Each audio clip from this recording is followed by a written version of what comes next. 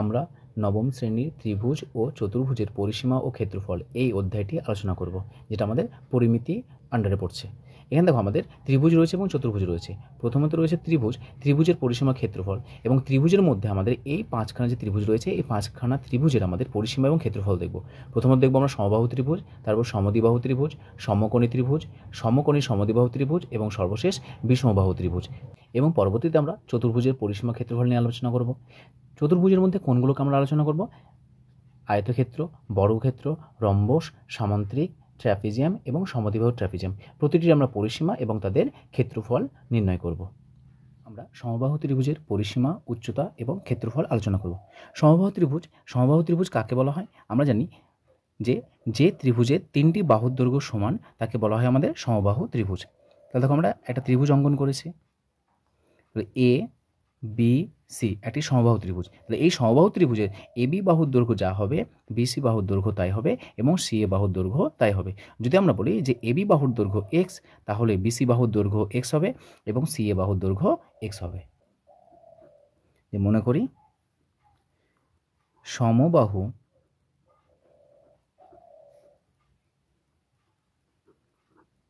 ত্রিভুজের প্রতিটি বাহুর দৈর্ঘ্য সমান এক্স একক। তাহলে প্রথমত আমরা বের করব নাম্বার 1 পরিসীমা।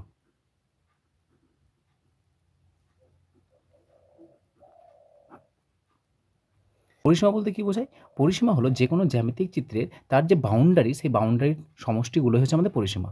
তার যে বাউন্ডারি, সেই বাউন্ডারিটা হচ্ছে পরিসীমা। তার মানে এক কথায় এই যে আমাদের ত্রিভুজটা উৎপন্ন হয়েছে, ত্রিভুজটা যতগুলি বাহু দ্বারা আমাদের উৎপন্ন হয়েছে সমস্ত বাহুগুলির দৈর্ঘ্যের সমষ্টি হচ্ছে আমাদের পরিসীমা। তাহলে পরিসীমা কাকে পাবো আমরা?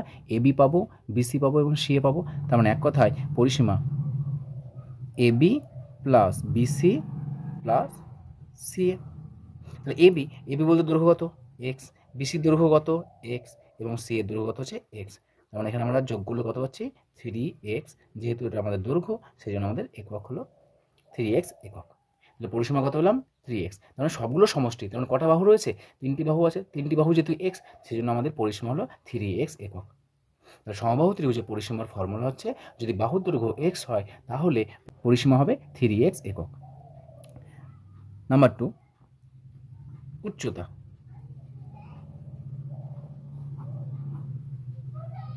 সমবাহু ত্রিভুজের উচ্চতা এ শীর্ষবিন্দু থেকে যদি আমরা বিসি বাহুর উপর একটা লম্ব অঙ্কন করি, আমি নাম দিলাম এটা ডি, তাই যে এডি আছে এই এডিটাকে বলা হচ্ছে আমাদের সমবাহু ত্রিভুজের উচ্চতা।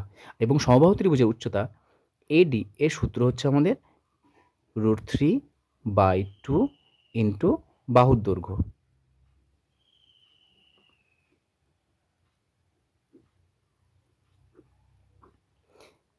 আর এখানে আমরা যেহেতু বাহুর দৈর্ঘ্য এক্স একক ধরেছি সুতরাং ফর্মুলা হয়ে যাবে √3/2 এক্স একক। তৃতীয় নম্বর সমবাহু ত্রিভুজের ক্ষেত্রফল।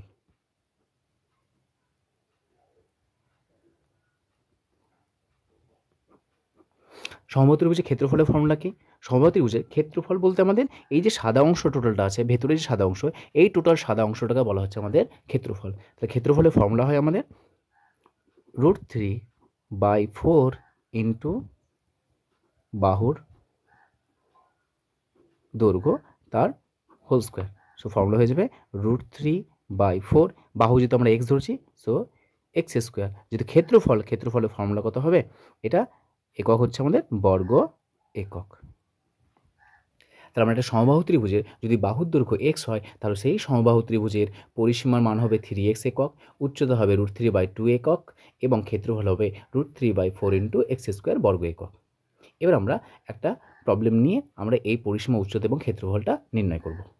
যে একটি সমবাহু ত্রিভুজের বাহুর দৈর্ঘ্য বলে দিয়েছে 6 সেমি, তাহলে সমবাহু ত্রিভুজের পরিসীমা, উচ্চতা এবং ক্ষেত্রফল হিসাব করে লিখতে বলেছে।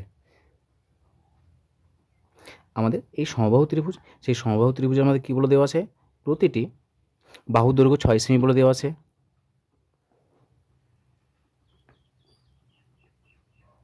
সো প্রদত্ত বলে দেওয়া আছে, আমরা প্রদত্ত লিখে নেব। প্রদত্ত সমবাহু ত্রিভুজটির বাহুর দৈর্ঘ্য ব্র্যাকেটে এক্স লিখলাম, দিয়েছে 6 সেমি। তার মানে এখানে এক্স এর মান 6 সেমি বলে দেওয়া আছে। নাম্বার 1 পরিসীমা বের করব। পরিসীমা কত হবে? যেহেতু আমরা একটু আগে দেখলাম যে পরিসীমা হচ্ছে 3x, সো 3x সেমি হবে। এবার এই এক্স এর মানটা আমরা বসাবো। এক্স এর মান কত? 6 বলে দেওয়া আছে। সো 3 গুণিত 6 সমান 18 সেমি। দেখো তিনটি বাহুকে যোগ করলে আমরা 18 পাচ্ছি, তাহলে আমাদের পরিসীমা কত পেলাম? 18 সেমি। নাম্বার 2 উচ্চতা।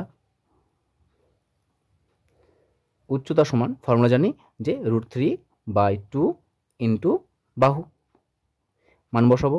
সো √3/2 ইন্টু বাহুর মান কত বলে দিয়েছে? দেখো বাহু বলে দিয়েছে 6, 6 বসাও, কাটাটি করো, 2 কে 2, 3 দুগুণ 6, তাহলে কত আসছে আমাদের? √3 গুণিত 3 এত সেমি।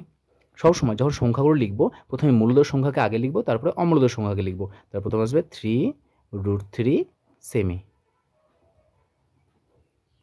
এবং সর্বশেষ আমরা কি বের করব? ক্ষেত্রফল। ক্ষেত্রফলের ফর্মুলা কি লিখলাম?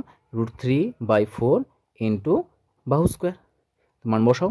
√3/4 ইন্টু বাহুর মান কত? 6, 6 তার স্কোয়ার। তো ক্যালকুলেট করলে কত আসবে? √3/4 ইন্টু 6 স্কোয়ার মানে 36। 4 দিয়ে কাটাকাটি করো, 4 একে 4, 4 9 36। সর্বদা মূলত সংখ্যাকে আগে লিখবো, তারপর অমূলত সংখ্যা। তাহলে 9√3 বর্গ বর্গ সেমি। তাহলে আমাদের এই সমবাহু ত্রিভুজের বাহু যদি 6 হয় তাহলে তার পরিসীমা 18 সেমি, উচ্চতা 3√3 সেমি এবং ক্ষেত্রফল 9√3 বর্গ সেমি আমরা হিসাব করে ফেলাম। এখানে মনে রাখবে একটা, যে ত্রিভুজই হোক না কেন আমরা এখানে স্পেশালভাবে সমবাহু ত্রিভুজ বলছি। সো সমবাহু ত্রিভুজের ক্ষেত্রফলের ফর্মুলা √3/4 ইন্টু বাহু স্কোয়ার বর্গ একক। কিন্তু যে কোনো ত্রিভুজের যদি ক্ষেত্রফলের কথা বলা হয় তাহলে সেটা বিষমবাহু হোক, সমবাহু হোক, সমকোণী হোক, সমদ্বিবাহু ত্রিভুজ হোক, যে কোনো ত্রিভুজ হোক না কেন তার ক্ষেত্রফলের ফর্মুলা সবসময় লিখবো আমরা 1/2 ভূমি গণিত উচ্চতা। এটা হচ্ছে যে কোনো ত্রিভুজের ক্ষেত্রফলের ফর্মুলা, এবং এটার সাহায্যে আমরা এর মাধ্যমেই কিন্তু আমরা এটা পেয়েছি √3/4 ইন্টু এক্স স্কোয়ার। সমবাহু ত্রিভুজের যে সমস্ত আমরা তথ্যগুলো দেখলাম বা রেজাল্টগুলো দেখলাম সেগুলো আমরা একবার লিখে নেই।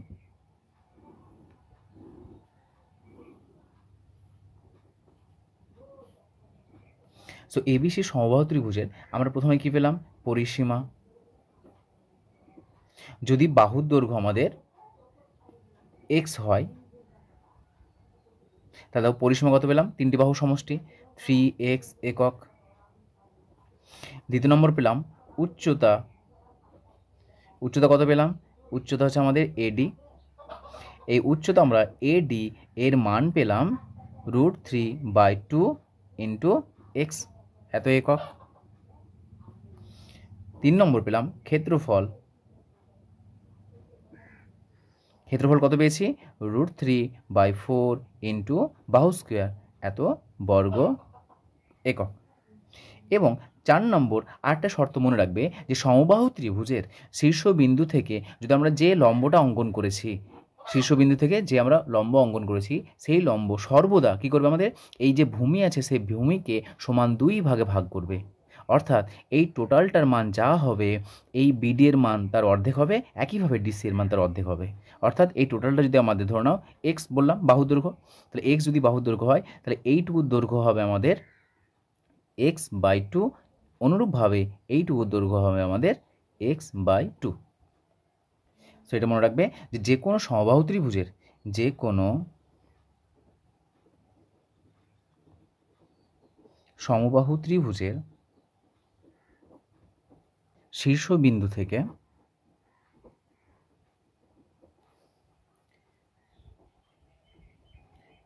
ভূমির উপর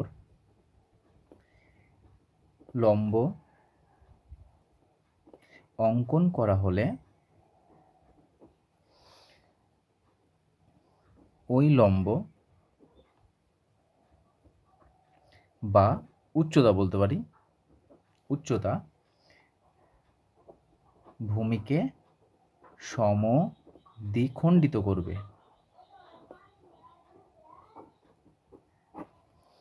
অর্থাৎ এডি উচ্চতা বিসি বাহুকে সমদ্বিখণ্ডিত করে। অর্থাৎ এখানে আমরা চিত্রে এখানে কী পাচ্ছি আমরা যে বিডি সমান হবে হাফ অফ বিসি, আবার ডিসি সমান হচ্ছে হাফ অফ বিসি। সো এই যে কয়েকটা তথ্য লিখলাম আমরা সমবাহু ত্রিভুজের সম্পর্কে, এই সমবাহু ত্রিভুজ সম্পর্কে যখনই যে কোনো পরিমিতির অঙ্ক করো না কেন সেখানে যদি আমাদের সমবাহু ত্রিভুজের কথা উল্লেখ থাকে তাহলে দেখবে যদি বাহু থাকে বা যাই কিছু দেখ না কেন এই চারটে তথ্য মনে রাখবে, তাহলে কোনো অঙ্কই তোমার কাছে আটকাবে না। তার পরিমিতির সমবাহু সম্পর্কিত যে কোনো অঙ্ক তোমরা নিমেষেই করতে পারবে। সমবাহু সম্পর্কে শুধুমাত্র এই এ শীর্ষবিন্দু থেকে বিসির উপর লম্ব অঙ্কন করলেই যে শুধুমাত্র এই দুটো শুধুমাত্র যে বিসি বাহুকে সমদ্বিখণ্ডিত করবে তা নয়, সমবাহু ত্রিভুজে তুমি যে কোনো শীর্ষবিন্দু নাও, বি শীর্ষবিন্দু থেকে যদি আমরা নেই তাহলে এই এডির উপর যদি লম্ব অঙ্কন করা হয় তাহলেও এখানে কী হবে, আমাদের লম্ব অঙ্কন করলে এই যে ভূমি আছে এই এসি ভূমিকেও সমদ্বিখণ্ডিত করবে। আবার যদি সি বিন্দু থেকে আমরা অঙ্কন করি তাও সে আমাদের এবি বাহুকে সমান দুই ভাগে ভাগ করবে, এই বাহুকে এ বাহুকে ভাগ করবে। সো সমবাহু ত্রিভুজে যাই হোক না, সমবাহু ত্রিভুজে যে কোনো শীর্ষবিন্দু থেকে অপর বাহুর উপর যদি লম্ব অঙ্কন করা হয়, এক কথায় উচ্চতা অঙ্কন করা হয়, তাহলে সর্বদা সেটা আমাদের সেই ভূমিকে যার উপরে লম্ব অঙ্কন করব সেই ভূমিকে আমাদের কী করবে, সমদ্বিখণ্ডিত করবে। এটা শুধুমাত্র আমাদের সমবাহু ত্রিভুজের ক্ষেত্রে সম্ভব, অন্য ত্রিভুজের ক্ষেত্রে কিন্তু দেখবো আমরা অন্যরকম হবে। শুধুমাত্র সমবাহু ত্রিভুজের ক্ষেত্রে এই ঘটনাটি আমাদের সত্য।